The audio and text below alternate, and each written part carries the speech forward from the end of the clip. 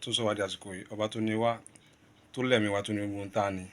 Mo máa sọ pé ọgbọ́n wa kọ́, ìmọ̀ wa tó bẹ́ẹ̀, àánú la rí gbà o. Lónìí a wà pẹ̀lú bàbá wa ọ̀kan gbòógì nínú àwọn àgbà sọ̀rọ̀sọ̀rọ̀ pèdèpèdè lórílẹ̀-èdè àti kárí ayé, Chief Oloye Abdulkabir Adeyinka Adewoye tí gbogbo ayé mọ̀ sí Kabiyeesi lawa. Bàbá ń palẹ̀mọ́ fún ayẹyẹ ńlá tó máa mìíràn sí ìgbọ́n. Bàbá ká tó wọlé ìtẹ́bá kẹ́wìn yàn. Mo kí gbogbo ẹ̀yin olólùfẹ́ wa jákèjádò orílẹ̀-èdè àti ní gbogbo àgbáyé pé a kú dédé àsìkò yìí o. Ọlọ́run á jẹ́ kí ìlú èkó túbà kó túṣẹ, á dẹ̀rù gbogbo wa lọ́rùn, á tù wá lára o. Adéyínká Adéwọ̀yè lórúkọ mi. Ẹ ṣé bàbá. Abala méjì la máa gbé Iforowero yìí gbà. À sọ̀rọ̀ kan ọjọ́ bì, àfihàn ẹlẹ́, à sọ̀rọ̀ ń pa ta gan ni Kabiyeesi lawa. Ọ̀pọ̀lọpọ̀ ni wọ́n ń wé lórí mú wọn láti bí 40 ọdún sẹ́yìn, gbọ́n wọn láǹfààní láti mọ wúlẹ̀wúlẹ̀ ta ni wọ́n ń pè ní Kabiyeesi lawa. Pẹ̀lú agbára Ọlọ́run, Kabiyeesi lawa ni Olóyè Abdulkabir Adéyínká Adéwọ̀yè tí àwọn tó bí wá láti ìlú Èsè nípínlẹ̀ Kwara ní nǹkan bíi 125 ọdún sẹ́yìn nígboro Èkó. Jàǹkárá ní àdúgbò wa máa ń sábà pè wá ní ọmọ Jàǹkárá nígbà yẹn, nítorí pé ọjà tó gbajúmọ̀ jù ní ìgboro Èkó nígbà náà ni Jàǹkárá. Tá bá dárúkọ Jàǹkárá, dárúkọ Ìdúmọ̀tà, dárúkọ Òkè Àárín, ṣùgbọ́n ọmọ Jàǹkárá náà máa ń pè wá nítorí a lè ṣe ká má ṣe pátá díẹ̀díẹ̀. Ibẹ̀ ni wọ́n bí wa sí. Mo dẹ̀ lọ sí ilé ìwé alákọ̀ọ́bẹ̀rẹ̀ tó jẹ́ ìwé 6, mi ì tẹ̀ka jù bẹ́ẹ̀ lọ títí Ọlọ́run fi gbé wa débi tó gbé wa dé yìí. Ṣùgbọ́n ibi tí bọ́lọ́run bá ti sọ pé èèyàn máa jẹ́ láyé ló máa jẹ́, èèyàn ló jẹ́ káà náà di ẹni tí wọ́n mọ̀ lénìí. Ṣùgbọ́n ìrìn àjò yẹn ó wọ́ gan, kò rọrùn rárá, nítorí pé ńgbà tá a bẹ̀rẹ̀, ẹni tí ò jẹ́ ká lọ sí ilé ẹ̀kọ́ gíga ni ikú bàbá mi tó wáyé ní ọjọ́ 21 nínú oṣù kejìlá ọdún 1970 nígbà mo pọ́n ọdún 12. A ti ṣe exam G2, a ti ṣe G2 exam ká lọ sí secondary school. Èmi dẹ̀ ní ọmọ kẹrin nínú ọmọ bàbá mi. Èmi ti ní mo láwọn ìgbọ̀n wájú, mo dẹ̀ láwọn àbúrò lẹ́yìn. Ṣùgbọ́n bó ṣe wọ Ọlọ́run ló ń ṣọlá. Ẹni tán bí èmi lé gẹ́gẹ́ bí ọmọ màmá, ìyẹn nìkan ló lọ sí ilé ẹ̀kọ́ girama ní gbogbo wa. Ṣùgbọ́n dúpẹ́ lọ́dọ̀ Ọlọ́run bá pé Ọlọ́run bá wa ṣe. Àti kékeré dẹ̀ ló ti wù mí láti jẹ́ oníròyìn, nítorí pé nígbà tá a wà ní kékeré, tí n bá ti dé láti ilé ìwé báyìí, orí ìdí tẹlifíṣàn la máa ń lọ, bó tilẹ̀ jẹ́ pé ìrọ̀lẹ́ ní nǹkan bí aago 4-5 ni tẹlifíṣàn máa ń ṣiṣẹ́ nígbà yẹn. Olóògbé Dìran Jíjẹ Dídùn ni mò ń wò gẹ́gẹ́ bí àwòkọ́ṣe bàbá yẹn. Àwọn ògbóǹtarìgì oníròyìn nìyẹn. Ìyẹn ni máa ń wò tí ń wo fíìmù míì, àmì ń wo abala míì nínú ìròyìn lórí móhùnmáwòrán bí kì í bá ṣe ẹ̀ka ìròyìn. Abala ìròyìn yẹn ni máa ń wò lọ́pọ̀lọpọ̀ ìgbà. Inú mo dẹ̀ tí ń wò gẹ́gẹ́ bí àwòkọ́ṣe. Àtìgbà ló dẹ̀ tí wù mí pé tí èmi náà bá dàgbà o, iṣẹ́ ìròyìn ni màá ṣe, pé kémi náà jẹ́ ọ̀kan nínú àwọn oníròyìn. Ọlọ́run dẹ̀ gbà bẹ́ẹ̀, nítorí pé béèyàn bá ti lérò gbà nǹkan dáadáa láti ṣe, tó bá ń tọpasẹ̀ yẹn, Ọlọ́run á mú débẹ̀. Àdẹ̀wà ṣe wẹ́rẹ́wẹ́rẹ́ bó ti jẹ́ pé àkàdé ìwé 6 lọ, ṣùgbọ́n gbogbo ọ̀nà tí mò ń gbà ibi iṣẹ́ ìròyìn náà ni mò ń ṣe. Ìgbà tó yá tí à ń ti ibìkan dé ibìkan, akọ́ṣẹ́ tẹ̀wétẹ̀wé tí olóyìnbó mọ̀ sí printing press, kò sí nǹkan tán nípa ìwé títẹ̀ kó tó di pé ayédáyé ọ̀làjú làwa ti kọ́ ní àdúgbò kan ní Òkèkòkò street, number 46 Òkèkòkò street. Mo ti kọ́ṣẹ́ nígbà náà. Ibẹ̀ láti kọ́ printing press kó tó di pé àwọn ti ṣe lọ́dọ̀ lágbájá ní ṣe lọ́wọ́ à ń ṣe ìjọ́ni máa ń káàkiri ṣá, lọ́lọ́run fi gbé wa dé Pangrove, níbi tí mo ti pàdé ọ̀rẹ́ mi kan tí wọ́n ti dá ìwé ìròyìn àríyá sílẹ̀. Ìyẹn ni ìwé magazine àkọ́kọ́ tó ń gbé àwọn olórin àtòṣèré jáde ní ọdún 1982. Ibẹ̀ ni mo ti pàdé ọ̀rẹ́ mi yẹn tàbí jọ ń ṣe ọ̀rẹ́. Kí n tó pàdé ọ̀rẹ́ mi. Kí ló bá dárúkọ orúkọ rẹ̀ yẹn sà? Ó ti dolóògbé ń sìn. Ọ̀rẹ́ mi yẹn Lékan Adétìmẹ́yìn lórúkọ ẹ̀. Ṣùgbọ́n èmi pẹ̀lú ẹ̀ ti pàdé ní ilé iṣẹ́ tán ti ń tẹ ìwé tẹ́lẹ̀ kó tó di pa pàdé ní ìwé àríyá yẹn, nítorí pé lọ́dún náà lọ́hùn èmi ti ń ṣiṣẹ́ ń bẹ̀ kóhun tó wá pẹ̀lú wa ní ibi iṣẹ́ yẹn. Èmi ni Ọlọ́run lò láti lè jẹ́ kí ó yege ìdánwò tó ń ṣe fún un, torí a máa ń pe máṣíìnì tẹ̀wétẹ̀wé kan ní edibag. Ọwọ́ la máa fi ń ṣe, oníná náà ni, ṣùgbọ́n a tún máa fọwọ́ ṣe ẹjọ́ ẹ̀ kó lè ṣiṣẹ́ dáadáa. Ṣe ìfọ̀rọ̀wánilẹ́nuwò fún àwọn ọ̀gá wa yẹn. Ọlọ́run bá wọn ṣe débi wípé a máa ń ṣe ìpàdé àwọn oníròyìn lẹ́ẹ̀kan lọ́sẹ̀. Ó máa ń bọ́ sí ọjọ́bọ̀ Thursdays la máa ń ṣe. láti lè gbé wọn jáde ní ìwé ìròyìn tó máa jáde tó lọ́jọ́ ajé every Monday ní ìwé ìròyìn àríyá yẹn máa ń jáde nígbà náà. So bá ti ń ṣe wẹ́rẹ́wẹ́rẹ́ nìyẹn wá di gbajúmọ̀, kò síbi tí a kì í lọ. Láyé ìgbà tá à ń sọ yìí ni ìjà olóògbé Alhaji Sikiru Ayinde Barrister àti Alhaji General Kollington Ayinla tó gbóná jọjọ, torí pé ayé ìgbà yẹn fújì le gan. Bẹ́ẹ̀ bá ń kọrin fújì tí ò bá tó ọkùnrin, ó máa kó gbá wọlé ni, tàbí kí ó gbẹ̀mí àbí kán gbẹ̀mí ẹ̀. Nǹkan tí mo mọ̀ dáadáa ni, ṣùgbọ́n Ọlọ́run bá wa ṣe ńgbà náà tí à ń kóra wa kiri tọ́lọ́run dẹ̀ ń yọ wá níbi tí ọ̀rọ̀ náà le dé ńgbà náà. Àwa ta tún jó níròyìn tá bá rẹ́ni pé à ń ṣe àtìlẹ́yìn fẹ́ nìkan tá a ṣàtìlẹ́yìn fẹ́ nìkejì, àwọn tó jẹ́ olólùfẹ́ ẹni tá a ṣàtìlẹ́yìn yẹn tán bá pàdé wa ní òde ànàjátì ni o, ẹni orí yọ dilé ni. Àwọn ìrírí ta ti rí lóríṣiríṣi nídìí iṣẹ́ ìròyìn nìyẹn. Bàtà dẹ̀ wá kò nídìí àtàkò nínú ìwé ìròyìn àríyá, ọ̀gá wa, àwọn ọ̀gá tí wọ́n jọ̀gá wa tó ń dáwé ìròyìn yẹn sílẹ̀, àti olóògbé Ọlábísí Àjàlá tó gbọ́n mọ̀ sí Àjàlá around the world tó gbọ́n kẹ́ káàkiri àgbáyé yẹn, ọ̀rẹ́ ni wọ́n. Nígbà táwọn tí wọ́n ní ìwé ìròyìn àríyá tí wọ́n ṣi oore ọ̀fẹ́ tọ́lọ́run fún wọn lò bí ṣe máa sọ nìyẹn, làwa lọ sọ́dọ̀ Ọlábísí Àjàlá tó lóun náà dáwé ìròyìn sílẹ̀. Ìwé ìròyìn méjì ló ń dá sílẹ̀. A pè ìwé ìròyìn tó dá sílẹ̀ lóyìnbó ní Weekend Tempo, a pè ti Yorùbá ẹ̀ ní Ó Ṣẹlẹ̀. A máa gbé ìwé ìròyìn Ó Ṣẹlẹ̀ jáde lọ́jọ́ Monday, a máa gbé Weekend Tempo jáde lọ́jọ́ Friday. Entertainment àti gbogbo àwọn ìròyìn tó kù ní ó wà nínú méjèèjì. Ọlọ́run dẹ̀ ń bá wa ṣe. Nígbà tí à ń bá Ọlábísí Àjàlá ṣiṣẹ́, àwa tá a kúrò ní ìwé àríyá yẹn, ọ̀pọ̀ nínú wa náà ló lọ sọ́dọ̀ Ọlábísí Àjàlá nítorí pé bàbá yẹn gbajúmọ̀ gan. tá a bá dé ilé ẹnìkan bá ní ká lọ báyìí, kì í fún wa lówó oṣù náà o, ṣùgbọ́n tá a bá délé onítọ̀hún, owó tó yẹ ká rí láàrin oṣù kan a lè rí láàrin ọjọ́ kan àbí ọjọ́ méjì. Ìyẹn wá jẹ́ kí iṣẹ́ yẹn kó wú wa lórí, nítorí láyé ìgbà yẹn ni ayé UPN àti MPN ló bẹ̀rẹ̀ 1979 tí a ti ń kọ́ra kiri. Ṣùgbọ́n nígbà tá a bẹ̀rẹ̀ ìwé ìròyìn Ó Ṣẹlẹ̀ àti Weekend Tempo yẹn, ó rọ̀ wá lọ́rùn dáadáa nítorí ọ̀gá tá à ń bá ṣiṣẹ́ kò sílé ẹni tí ò lè wọ̀. Ọdún 1983 ni wọ́n kọ́ wọlé Chief Commander Ebenezer Obey tó wà ní Balógun State ní Ìkẹjà ń bí. Mo sọ fún bàbá lẹ́nu ọjọ́ mẹ́ta tí wọ́n ṣe bóyá ìtìnà ṣe àbí bákan ṣá, tí ya bàbá yẹn lẹ́nu pé so ẹ̀yin náà tẹ̀lé wọn wá jẹ́, mo ní bẹ́ẹ̀ ni, torí pé ọmọ Àjàlá ni wọ́n máa ń pe gbogbo wa. Mo gbádùn iṣẹ́ ìròyìn débi pé bí ò ti sówó ń bẹ̀ tó, mo máa ń forí rọ. Gbogbo àtàwọn wà ní ìwé àríyá yẹn náà, a máa ṣiṣẹ́ látàlẹ́ mọ́jú dàárọ̀ ọjọ́ kejì, dàárọ̀ ọjọ́ kẹta ni tá a máa lọ láti agbo eléré kan ságbo eléré kejì. A máa ti hòtẹ́ẹ̀lì kan dé kejì ní láti lè mọ ibi tí eléré ti ń ṣeré. Gbogbo àwọn eléré, especially àwọn tó ń kọ fújì, kò sí tí mi ò mọ̀ tán wọn. Láti orí bàbá wa olóògbé Alhaji Sikiru Ayinde Barrister àti bàbá wa General Kollington Ayinla, ká má ṣe Wasiu Ayinde, Ṣínà Àkànní, Ramoni Àkànní àtàwọn tó kù bẹ́ẹ̀. Ṣé ẹni pé mi dárúkọ Pasuma àbí Òṣùpá àbí Màláíkà, àwọn èèyàn tí ìyọjú ń gbà yẹn, àwa la mọ ìtàn yẹn láti bẹ̀rẹ̀. Torí mo rántí lọ́dún tí bàbá wa Benson kú, bàbá Ìkòròdú yìí, Benson ṣá, mo rántí orúkọ wọn, mi ò rántí ìbẹ̀rù orúkọ. Àǹkọrin àbí? Àǹkọrin. Bobby Benson.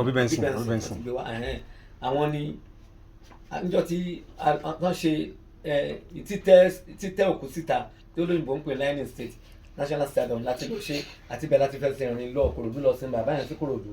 Mo rántí pé àjọṣepọ̀ àwọn eléré ńgbà náà dáa gan.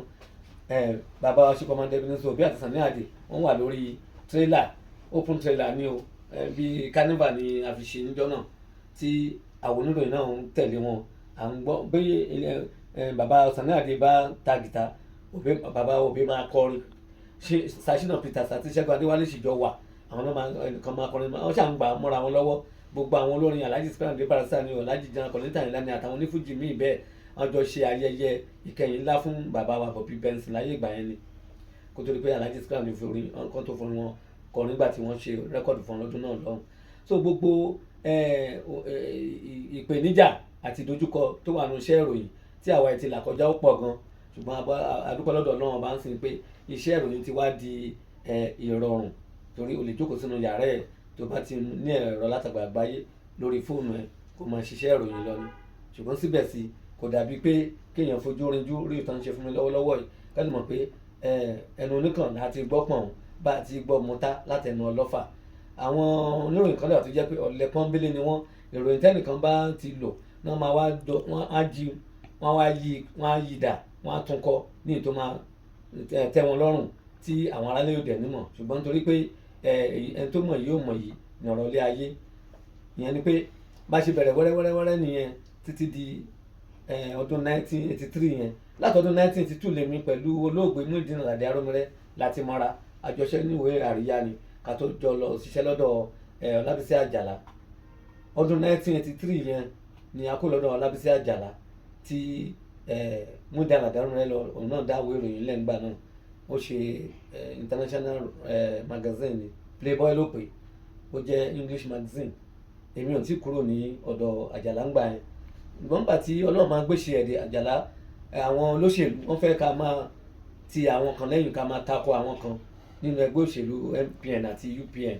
Ìyẹn ni Ọlábísí Àjàlá fi wálẹ̀ pé ẹ̀yin boys ẹ jẹ́ kóun travel out tòun kẹ́yìn kóníkà ó ṣáà fún wa ní nǹkan tó yẹ kó fún wa bí ìgbà tí èèyàn ń pín ogún ẹ̀ ni ló ṣe fún gbogbo àwa òṣìṣẹ́ ẹ̀ ń gbà yẹn. A wá kúrò ńbẹ̀ èmi wá lọ ṣiṣẹ́ pẹ̀lú Romance International Magazine ní Ọlátẹ́jú ní Mushin. Alade Aromire ó ti wà ní ilé dáàdì ẹ̀ tó wà ní Pọ̀lùpọ̀ntọ́lá ní Mushin. A máa ń ríra a máa ń jọ ń ṣe papọ̀ ṣùgbọ́n àjọsí lójú kan náà mú láti gbà yẹn. Inú iléèwé iṣẹ́ Romance International yẹn ni mo wà tí Alade Aromire tó fi sọ pé òun fẹ́ dá magazine tòun lẹ̀. Máa bá wọn ṣe àjọ ń ṣe papọ̀ ṣá títí tí máa fi di 1986. Láàrin kan èmi pẹ̀lú àríra mọ́ àpínyà àbúrò ara wa pé fóònù tí ì sí ń gbà yẹn. Ṣùgbọ́n nígbà tí wọ́n di 1986 yẹn àtúnpàdé padà. Ọdún yẹn ló ti bẹ̀rẹ̀ sí ní ṣe sinimá díẹ̀ tó jẹ́ pé tá bá lọ sí National Theatre èmi ni olóògbé bàbá wa Ubato Gunde àtàwọn àgbààgbà eléré bàbá ẹ̀dá ṣàṣolúmọ àtàwọn àgbààgbà eléré bẹ́ẹ̀ wọ́n máa pàdé náà wọ́n máa kan sára sí Alade Aromire nítorí pé Ọlọ́run fún ní ẹ̀bùn àti fi báírò ya àwòrán.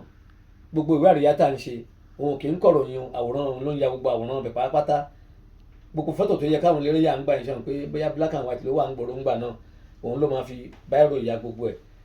Eléyìí ni ẹ̀bùn táwọn ní tíátà rí lára ẹ̀ láti ọ̀dọ̀ bàbá Ògúndé tó fi sọ fún wa lọ́jọ́ kan ní National Theatre ọjọ́ Sunday ló bọ́ sí tó sọ pé ṣé wo ni Alade Aromire tí wọ́n sọ pé ó ń fi pósítà dẹ́rù bàyàn. Bàbá yẹn sọ bí àwàdà tó ní kálukú dẹ̀ fi ṣẹ̀rínrín kó tó di pé bàbá wa Jimoh Aliu bọ́ sípò ààrẹ ẹgbẹ́ ANTP lọ́dún náà lọ́hùn. Kẹ̀rẹ̀kẹ̀rẹ̀ bá ṣe ń bá bọ̀ nìyẹn. Kábíyèsí pẹ̀lú tójú rí tẹ́ sọ̀kalẹ̀ yìí kí ló dé tẹ́ fi sẹ́yìn lẹ̀ tẹ́ quit. Mo sọ lẹ́ẹ̀kan mo ní iṣẹ́ tó wù mí ni wàhálà pọ̀ ńbẹ̀ lóòótọ́. ṣé lè wò yẹn gbà mí tí wàhálà pọ̀ tí yẹn á sọ pé ó tó gẹ́. ẹ mọ̀ pé kò síbi tí ìrọ̀rùn máa wà tí wàhálà ò ní sí ńbẹ̀. Ìrọ̀rùn tó wà ńbẹ̀ ni pé ẹ máa mọ̀ ọ̀yàn nídìí iṣẹ́ ìròyìn ṣíṣe. Ibi tí àwọn olówó ọlọ́lá ò lè dé tó bá ti jẹ́ oníròyìn kódà kí gómìnà àbí ààrẹ ìlú wà ńbẹ̀ ó láṣẹ àti àǹfààní láti bá wọn sọ̀rọ̀ torí wọn ṣe rí bó bá ní o bá lọ bá wọn lọ́fíìsì ó lè má rí wọn ó lè wá jẹ́bi tí ti pàdé yẹn ni àǹfààní yẹn máa ti yọ. Àwọn náà dẹ̀ ní fẹ́ tàbùkù ara wọn á fẹ́ dá oníròyìn lóhùn. Àwọn kan tó jẹ́ ìwúrí fún mi nídìí iṣẹ́ inú tèmi fi tẹra mọ́ láti gbà yẹn kí n gbowó gẹ́gẹ́ bí wọ́n ṣe sọ. Ṣùgbọ́n tí ọ̀gá Ọlábísí Àjàlá tó bá kó adéwájú ẹnìkan a máa gbowó jáde ńbẹ̀. Kò dẹ̀ ní figbá kan bọ̀ kan nú. ẹ̀gbọ́n àwọn kan wà tẹ́ bá gbowó wọn á fi ní bí 100 wọn á ní ẹ̀yìn 5,000 àwọn kó bí 90 lọ. Bàbá yẹn Ọlọ́run kó fọ̀run kẹ́ èèyàn gidi ni nínú gbogbo èèyàn tí mo ti bá ṣe láyé yìí.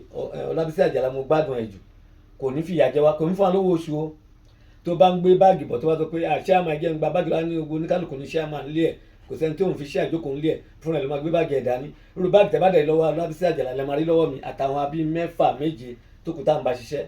Kò ẹni tí mo bá ṣiṣẹ́ bàbá yẹn mi ìrírú ẹ̀ bó ṣe gbajúmọ̀ tó kì í sì yàn yàn jẹ kì í dẹ̀fẹ́ kéèyàn yàn wá jẹ. Tí a bá déwájú eléré kó tó ná tẹ́nà kò tẹ̀ náà fẹ́ léré àwọn eléré yẹn náà máa kó ta máa ná fún wa tí tọ́mà tó máa kì wá ju àwọn tó náwó lọ.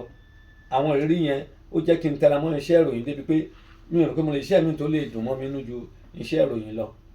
Níbi tá a tó ń bá mi àtàlẹ́dá ọmọ níta tí ń bá ara wa káàkiri láti bẹ̀rẹ̀ sinimá ní ṣíṣe. Mo rántí pé nígbà tá à ń ṣe sinimá yẹn Alade Aromire ló kọ́kọ́ ṣe home video jáde ìyẹn sinimá àgbéléwò tó gbé èèyàn ríwò lórílẹ̀‐èdè Nàìjíríà gbogbo ẹni mo lè fi sọ mi ò rántí ọdún yẹn mọ́. Ṣùgbọ́n nígbà tó yá tọ́lọ́ ń gbé bó ṣe ń ṣe dé a ní àǹfààní àti ṣe sinimá ńlá gbọ́wọ́ Àlàdé Arúmọlẹ́rán náà ni a pè ní ìtàkùn, wọ́n pẹ̀lú kan ní Ajíbáwo àti Maria ní ìpínlẹ̀ Ògùn. Ìmọ̀lú yẹn mọ́ ń sìn tó ló ti pẹ́ ọdún tá a ti lọ ṣe fíìmù ń bẹ̀. Ìyẹn ni èmi náà kópa náà tí mo lè sọ pé sinimá àkọ́kọ́ tí mo wà nú ẹ̀, tí bàbá wa Ṣàṣọ Olúmọkọ́lọ́run tó ń bọ̀ jẹ́ ká máa rí wọn, tí wọ́n ṣe tán àgbákò àwọn náà ṣe náà jẹ́ èèyàn burúkú nú fíìmù yẹn tí Ọlọ́run dẹ̀ bá ṣe tí gbogbo ayé gbà. Lẹ́yìn èyí la ṣe wá ń ṣe sinimá. Gbogbo ayé tí mò ń sọ yìí, olóògbé Aisho Pepe bàbá Ṣọlá Ògúnṣọlá kò tí ì dolóògbé pẹ̀lú àwọn ìyàwó wọn, tó jẹ́ pé àwọn ni wọ́n ṣe lead role nínú fíìmù tá a pè ní Ẹkùn.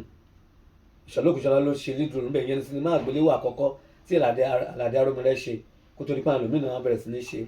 Tá a bá wà lóko ní èrè èèyàn kan nínú gbogbo ọ̀ní tíátà sí tí wọn ò ní wá síbẹ̀. Bẹ́ẹ̀ torí bàbá wa Aisho Pepe ni o, bàbá Ṣàgbákò ni o, màmá Rainbow ni o, ìyá gbogbo àwọn ní gbogbo orílẹ̀-èdè Nàìjíríà, nílẹ̀ Yorùbá mi rèé ní ẹnìkan tí kò gba ọ̀dọ̀ Àlàdé Arúmọlẹ́ kọjá, bóyá wọ́n jọ sọ̀rọ̀ ni o àbọ̀n jọ ṣe fíìmù ni o. Mo rántí dáadáa pé Abbey Lanre òun ló máa ń sábà kọ screenplay fún wa lọ́dún náà lọ́hùn. Ṣùgbọ́n torí pé iṣẹ́ ìròyìn lèmi gbé lórí kò jẹ́ kí n tara bọ tíátà púpọ̀ ní ṣíṣe. Kẹ̀rẹ̀kẹ̀rẹ̀ bá ṣe ń bá bọ̀ ní kó tó di pé àwa bẹ̀rẹ̀ television series. Àlàdé Arúmọlẹ́ náà ló bẹ̀rẹ̀, ó pè ní check ẹ̀, ó ń ṣe lórí NTA tẹ́lẹ̀ kó tó kó mẹ́kọ̀ọ́ tó wá sórí Lagos television. Ìgbà tó ń ṣe lórí Lagos television lèmi pẹ̀lú ẹ̀ darapọ̀ kó tó di pa gbé lọ sí MITV. Èmi náà ni máa ń wà ní ìkápá ká sọ̀rọ̀ yìí, ká gbà ń lérè wá àti bẹ́ẹ̀ bẹ́ẹ̀ bẹ́ẹ̀ lọ. Lẹ́yìn èyí ni a tún péyà bí ìgbà díẹ̀ kan kó tó di ọdún 2003 tó wá dá Yọ̀tọ̀mí television sílẹ̀, ìyẹn ní Agídìgbì ń bíbà ẹ̀. Ọjọ́ kìíní nínú oṣù kẹwàá ọdún 2003 ló dá Yọ̀tọ̀mí television sílẹ̀. Ọjọ́ kẹta nínú oṣù yẹn lèmi darapọ̀ mọ́ wọn. Mi ì tẹ́ rántí bá ṣe pàdé mọ́, ó ṣàkàn pàdé ló wá ní kí n rí òun ní ìjọ Monday tó jọ́ 3 yẹn. Mo ṣàwà lọ bá ṣe bẹ̀rẹ̀ sí ní jọ ṣe iṣẹ́ television nìyẹn tí a pè ní Yọ̀tọ̀mí television tó jẹ́ orí kébù ló wà. Inú wa ní ìkápá gbogbo studio tí mo jẹ́ studio manager ń gbà yẹn. Ṣùgbọ́n a máa ń ṣètò kan lórí Yọ̀tọ̀mí television gbà náà tá a pè ní Ojúmọ́ Ire la pè. Èmi àti Bímbọ́lá Sàlàkọ́ la kọ́kọ́ pàdé ńbẹ̀. Àjọ máa ṣe. Ká tó lọ sí tẹlifíṣàn bẹ́ẹ̀ ká tún àní padà sẹ́yìn lágbára Ọlọ́run. Ìsàlẹ̀ Èkó lẹ ti dàgbà ní Jàǹkàrà. Àdẹ̀gbọ́ kí wọ́n lẹ́yìn àti K1 pẹ́jọ sí kékeré ni. Ṣé lóòótọ́ ni àbí. Ọ̀rẹ́ mi àgbà kékeré ni Alhaji Wasiu Ayinde Anífowóṣe Marshal. Àti bàtà ti wà lọ́mọ ọdún 10 láti ń kóra wa kiri ládùúgbò. Òun wà lágàrà o, èmi wà ní Jàǹkàrà. Ṣé kọ́ ìgboro Èkó horo sí horo ló máa gbàdé bí èèyàn bá wọ mọ́ṣáláṣí Jímọ̀ lẹ́kọ̀ọ́ tí wọ́n fi dé Jàǹkàrà láì jáde sí títì, horo ẹ̀ ló máa tọ̀ wá láti agboolé kan sí agboolé kejì. Bàbá dẹ̀ ti ríra bẹ́ẹ̀ yẹn tá a bá ti jáde iléèwé ní ọ̀sán, a máa bẹ̀rẹ̀ ìpátá kiri àdúgbò ni. Wọ́n torí pé ìyèsí ẹ burú ìyá mi kọ́lọ̀ bá ń fọ̀rún kẹ́ àjíhàn àdé kò ń gbèmí láàyè. Ṣùgbọ́n Wasiu Ayinde ó free mi mọ̀ mi lè sọ dáadáa torí mi lè rántí bóyá Ìjẹ̀bú ni màmí Alájà Ṣàdíà wà ńgbà náà. Ṣùgbọ́n òun máa ráàyè dáadáa, kódà kò sí ẹni tí ò mọ̀ ládùúgbò wa.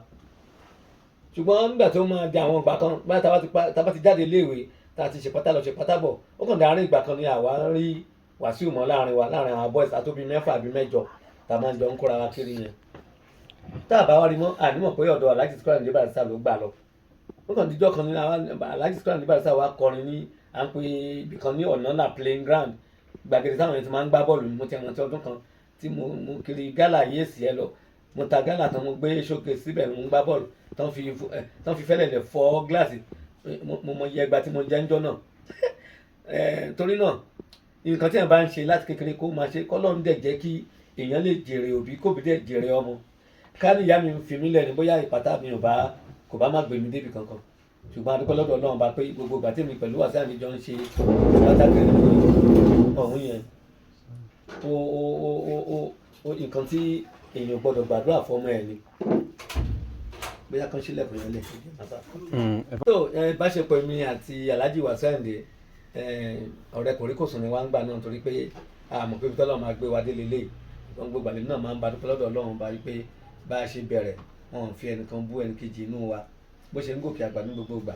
tèmi náà tọ́lọ́ dẹ̀ ń dèmi náà lóhùn tàbá ríra wa a máa ń kíra wa dáadáa ni ṣùgbọ́n bí wọ́n ní ogún ọmọdé ò lè ṣeré gbogbo ọdún àwa dúpẹ́ pé tiwọ́ ò rí báyọ̀ tiwa ti kọjú ogún ọdún sìn àti lé ní 100 dáadáa kọ́lọ́n kó túnbọ̀ dẹ́mi wá sí ó dáa kéèyàn bá kì í ṣe pé kí n rí Wasiu Ayinde níta kó ṣe máa fọ dígàgà ojú pé ta ló ń bọ̀. níta lélẹ́yìí ẹ pé ìgbà míì ìyá àjọ dàgbà pẹ̀lú ẹlòmíì. bẹ́ẹ̀ni. ọwọ́ àwọn afẹ́ gajù náà wá ní. tẹ́ bá ti rí ṣe jẹ́ ẹni kejì mo rí ẹ rí. Wasiu Ayinde ò ṣe bẹ́ẹ̀ ṣé mi o ó dà mo rántí pé Jímọ̀ ọjọ́ mú tán tájọ wà ní kékeré ńgbà mo ṣeré lẹ́yìn bí ọdún mélòó kan sẹ́yìn pé wọ́n sì jọ wà ní àtàwọn ẹlòmíì bẹ́ẹ̀ bóyá ó pẹ̀lú wà tí èèyàn bá jọ hù síra èèyàn ni ó máa ń fa kéèyàn máa ṣe bí ẹni pé òun ga ju ẹnìkan lọ ṣùgbọ́n sí èmi Adéyínká èmi àti Wasiu Ayinde dọ̀la mẹ́wàá ọ̀rẹ́ sì ni wá àdẹ̀mbára dúpẹ́ lọ́dọ̀ Ọlọ́run torí pé kò dẹ́mi wá légbodò bá ṣe tẹ̀síwájú sí. bàbá ẹ yẹ ká lọ sí tẹlifíṣàn Òwúrọ̀ la wà báwo lẹ ṣe bẹ̀rẹ̀. ọ̀dọ̀ Àlàdé Arómiré ni Ọlọ́run ti ṣe ògo Òwúrọ̀ la wà fún wa nítorí kò sẹ́ àwọn mẹ́rin tá à ń ṣe Òwúrọ̀ la wà ní ìsìn àmọ́ra wa rí ṣùgbọ́n èmi àti Bímbọ́ Sàlàkọ tó di ẹyẹ ìdálérè lẹ́nu ni àjọ kọ́kọ́ pàdé mo bá a lọ́hùn ni wọ́n bẹ̀rẹ̀ pẹ̀lú Arómiré náà the 1st of October 2003 èmi darapọ̀ mọ́ ní 3rd of October 2003 kó tó di pé jàre máa wá ń wá bá wa ó máa ń wá Àlàdé Arómiré wá ó máa ń wá láti Ìbàdàn wá kí Àlàdé Arómiré mímọ́ bọ́n ṣe mọ́ra níbẹ̀ ni Fèyíkẹ́mi náà tún wá bá wa tàbí jẹ́ pé àmẹ́rẹ̀ẹ́ni tá à ń ṣe Òwúrọ̀ àlẹ́ mi ọ̀dọ̀ Àlàdé Arómiré láti pàdé kó tó di pé àwa dá Òwúrọ̀ la wà sílẹ̀ ní ọdún 2004 ní MITV ní bẹ̀rẹ̀ bá ṣe bẹ̀rẹ̀ wẹ́rẹ́wẹ́rẹ́ nìyẹn èmi jẹ́ àwọn òbí mi wá láti Kwara àwọn ti jàre wá láti Ọ̀ṣun ní Ilé Ifẹ̀ àwọn Bímbọ́lá ọmọ Èkó lòun àwọn àyásàrò la máa ń pè ẹni tó bá ti mọ àwọn Sierra Leone àti Fèyíkẹ́mi tó jọ ọmọ Ìbàdàn àwọn mẹ́rẹ̀ ni ibẹ̀ kádàrá ló gbé wa pàdé ká tó dá Òwúrọ̀ la wà sílẹ̀ àti ẹ̀mọ̀ pé ó máa rí báyìí ṣùgbọ́n nígbà tá a máa bẹ̀rẹ̀ lọ́dún náà lọ́hùn ibi tá a ti bẹ̀rẹ̀ wọ́n ní ẹ jẹ́ ká wo nǹkan tán fẹ́ ṣe kán máa lọ ni ṣùgbọ́n Ọlọ́run fa mi sí nítorí pé gbogbo àtà ń sọ yìí tẹlifíṣàn kì í ṣí láago 10 àárọ̀ wọn ń ṣí láago 2 ìrọ̀lẹ́ náà máa ń ṣí ṣùgbọ́n nígbà tá a máa bẹ̀rẹ̀ á ní ká wo nǹkan tí Ọlọ́run máa ṣe fún wa àwọn alága iléeṣẹ́ ibi tá a ti fẹ́ bẹ̀rẹ̀ lọ́dún náà lọ́hùn sọ wípé jẹ́ ká gbà wọ́n láàyè ìyẹn bàbá wa Olóyè Alhaji Múrí Gbadéyanká tán ní MITV wọn ní kán gbà wá láàyè pé kán wọ nǹkan tá a máa ṣe láàrin oṣù 3 orúkọ ti bẹ̀rẹ̀ sí í gbòòrò níjọ́ tí mo kọ́kọ́ gun ọ̀kadà láti Ọgbà wá sí Ìkẹjà tó nítọ̀ wọn ò gbó Ọlọ́run mọ̀ ni pé ẹni tí ayé bá ń rí tó dẹ̀ ń ṣe nǹkan tó dáa ó máa ń jàǹfààní ayé ni àti pé mo ti wá tẹra mọ́ṣẹ́ yìí pé kò sí ọjọ́ kan tí mi ní lórí ètò àfọjọ́ Sátidé àti Sunday tá a kì í ṣe ètò Òwúrọ̀ la wà nìkan ìbàdàn ṣe ń bọ̀ yẹn à ní ìdojúkọ èmi àti Jàre Ayọ̀ Martins ní àjọjọkùnrin nígbà tí Bímbọ́lá Sàlàkọ àti Fèyíkẹ́mi jẹ́ obìnrin àwọn mẹ́rẹ̀ẹ̀rin lájọ máa ń bẹ̀rẹ̀ program yẹn papọ̀ tẹ́lẹ̀ ṣùgbọ́n gbà tó yá tọ́gbọ́n gorí ọgbọ́n ajá ń dàbí ọgbọ́n kí a máa ṣe ní abala oríṣiríṣi títí dìsín abala oríṣiríṣi náà ló dẹ̀ ṣe wà lórí ètò Òwúrọ̀ la wà tá a bá bára wa jà lẹ́nu àparí ẹ̀ lọ́la àti ṣe ń ṣe bíi tẹ̀gbọ́n-tàbúrò láàrin ara láti gbà yẹn títí dìsín nìyẹn. kí ló wáá gbé kù ní MITV tẹ́bi dé ẹ̀rọ TV kí ló ṣẹlẹ̀.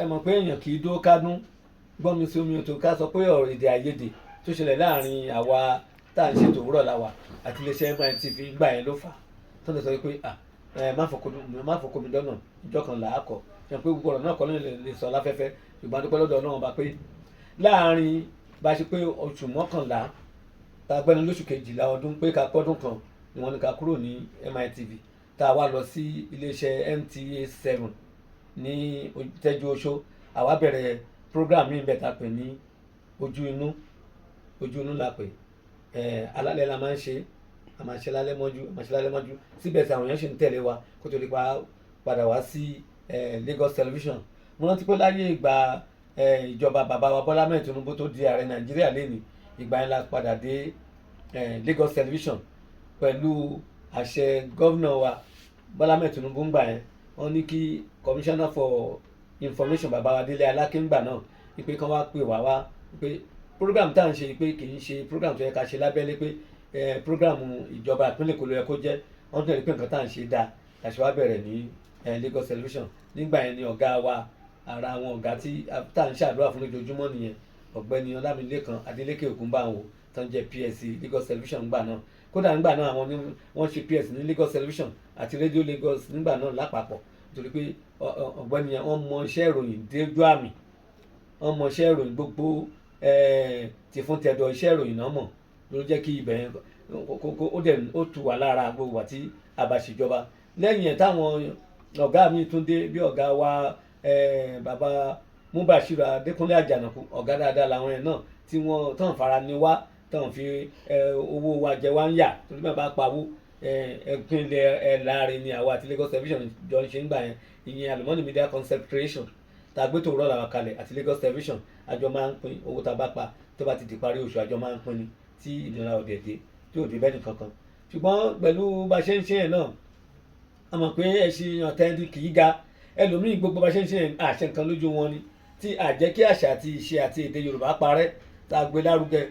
Anita bá ní ká sọ òwúrọ̀ ká máa ṣòwúrọ̀ àlédè òyìnbó, òyìnbó ò lọ fẹ́ sọ tó ní rí ní gbogbo àwọn television stations míì láti sọ pé èdè Yorùbá yìí ló jẹ́ àṣà àti ìṣe wa tàdé máa gbé lárugẹ. Ọlọ́run dẹ̀ ń bá wa ṣe títí dì sí. ẹ sà bó ti jẹ́ pé wọ́n nínú orúkọ yín pé ìdílé ọba lẹ́tí wá Adéwọyè Adéyínká Kábíyèsí ọ̀rọ̀ la wà ibi orúkọ yẹn ti jẹyọ.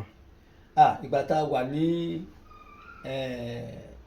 iléeṣẹ́ MITV ni orúkọ yẹn ti jẹyọ. Nígbà náà àyè máa ń gbà tó wákàtí mẹ́ta la máa ń lò. Tó bá ti dà wọn sáà kan àá wá sí ẹ̀rọ ìbánisọ̀rọ̀ sílẹ̀ pé káwọn ará ilé pè wọlé kan sọ nǹkan tán rí nípa ètò wa fún wa. Mo rántí onítọ̀hún sọ pé Lagos Island lòún ti pè, mi ò rántí orúkọ ẹ̀ mọ́, ṣùgbọ́n ní bí ẹ ṣe ń ṣe ètò yìí àwọn gbádùn ẹ o, kí ló tẹ̀ ṣe yan olóyè láàrin àárín ara yín kí bàbá tó kúrú nù yín kó jẹ́ Kábíyèsí kẹ́dẹ̀ yìn àwọn olóyè tó kù, bọ́rọ̀ yẹn ṣe wáyé nìyẹn. Mo onítọ̀hún rí dọ̀ọ̀la báyìí àmọ́ àtẹ̀jọ́ foríkorí àwọn tó kù dẹ̀gbà. Ìgbà tí mo ta tó wá gbọ́ bẹ́ẹ̀ lèmi wá sọ pé dá ìwọ Jàráyà Martins o máa jọ́túnba, ìwọ Fèyíkẹ́mi ní Ọláyínká máa jẹ́ Ìyálóde, ìwọ Bímbọ́lá Sàlàkọ́ máa jẹ́ Rẹ̀lú, bá ṣe fúnra lóye nìyẹn. ẹ ṣàtẹ́wà gbogbo ìrìn àjò yín láti Jàǹkàrà lọ sí ọ̀dọ̀ Adéyẹmílẹ́ lọ sọ́dọ̀ Àjàlá travel all over the world lọ sí MITV lọ sí AirTV. Ǹjẹ́ oore tẹ́ni tó kà sí pé màá dúpẹ́ lọ́wọ́ Ọlọ́run gbogbo tójú rí? Mo dúpẹ́ o, tí n bá ní kí n máa ka oore Ọlọ́run nínú ayé mi, màá kàn máa bú omi á kàn máa jábọ́ lójú mi nítorí pé àtàpátá dìde ni mí. Ìdílé bàbá mi ìdílé ọba ni, ẹmu ni bàbá tó bí mi gangan dá, ó ti yẹ pé ọmọ ọba lòun náà, torí nílùú wa ẹmu ni wọ́n máa ń tẹ̀ ń bó wa sọ pé ọmọ èsì amẹ́mu wọ́n máa ń fi ń ṣàwàdà. Èmi ò dẹ̀ gbé bẹ̀ so kò jẹ́ kí yẹn bí mi náà àbí kó dùn mí.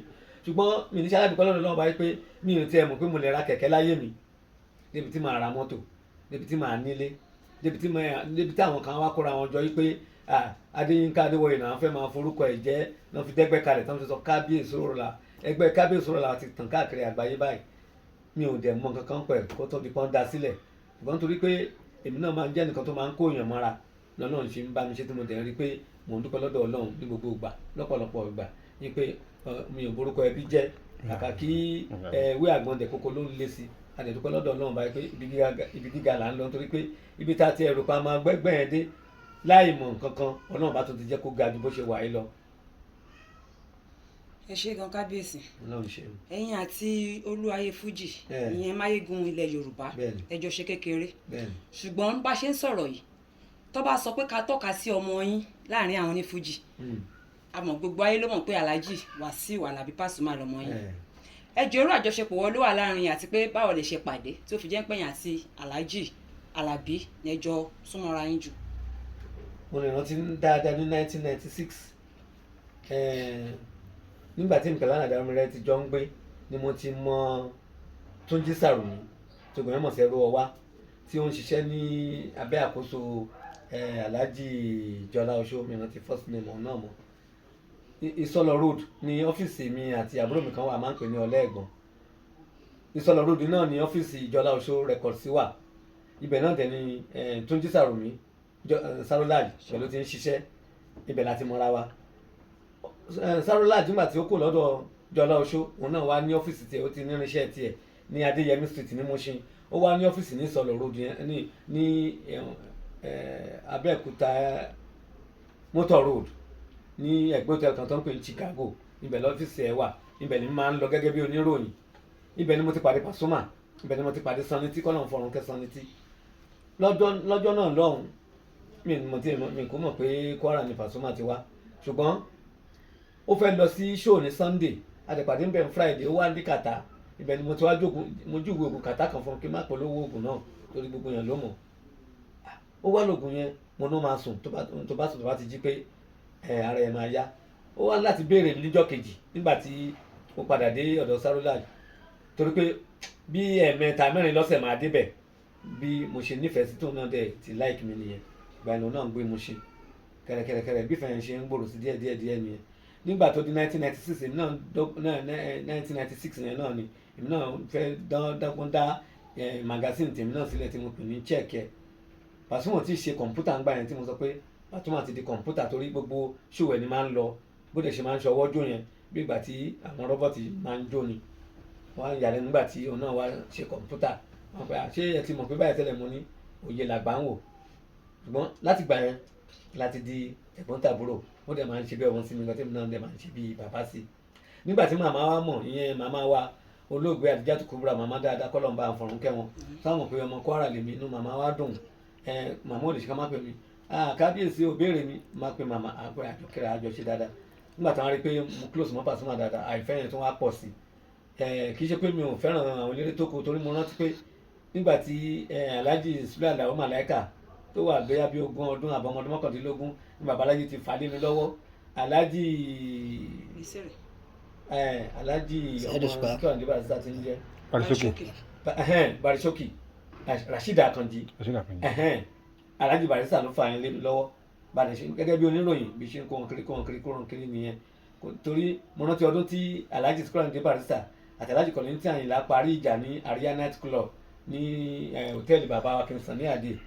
Mo wà ńbẹ̀ lọ́dún náà lọ́hùn tó jẹ́ pé àwọn èèyàn rí ìyàtọ̀ oníròyìn ìyàtọ̀ sí àwọn tó ń gbẹ̀gbẹ̀ títì lọ́mú ìròyìn tiwọn.